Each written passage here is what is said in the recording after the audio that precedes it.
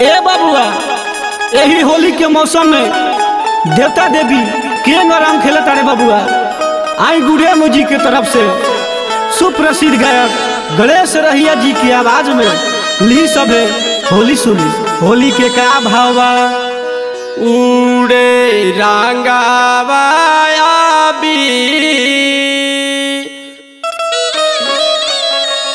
पूर्वा से चला ली भवानी। उड़े रंगावाया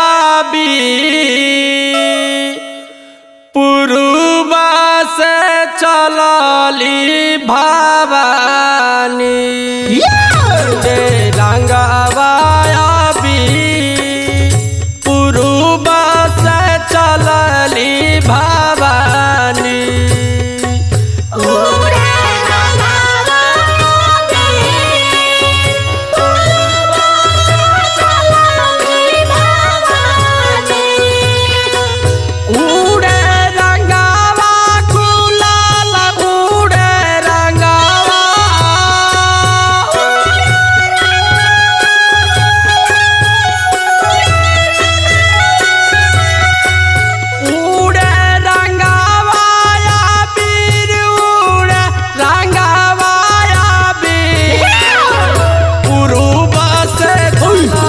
भवानी।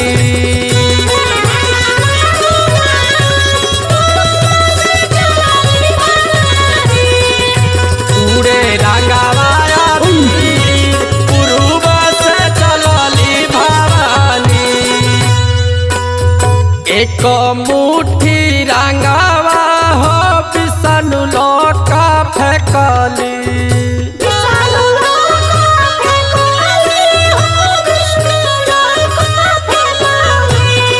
दूसर मुट्ठी रंगावा हो ब्रह्मा लोक फेंकली।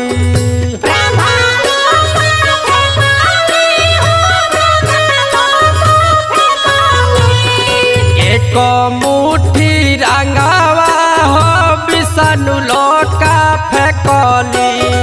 दूसर मुट्ठी रंगावा हो ब्रह्मा लोक फेंकली। तीसर मुट्ठी भोले तारावा रहो।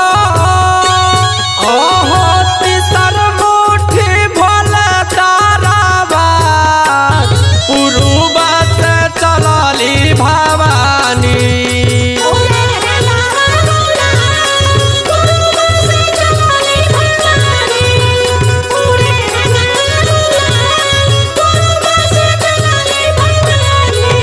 उड़े रंगावाया वीर पूर्वा से चलली भवानी।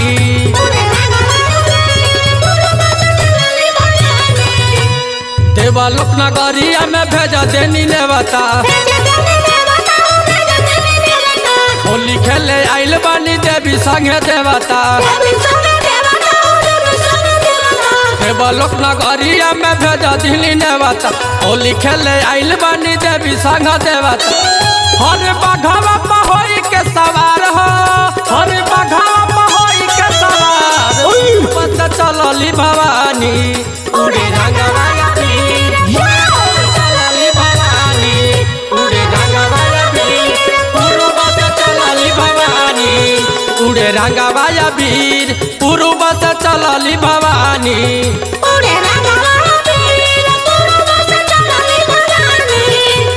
दक्षिण से चलला ना वीर हनुमान जी। उत्तर से चलनी गंगा महारानी। दक्षिण से चलला ना वीर हनुमान जी। उत्तर से चलनी गंगा महारानी। हर पश्चिम से बानी महादेव हो। हर पश्चिम से बानी महादेव पूर्व से चलली भवानी।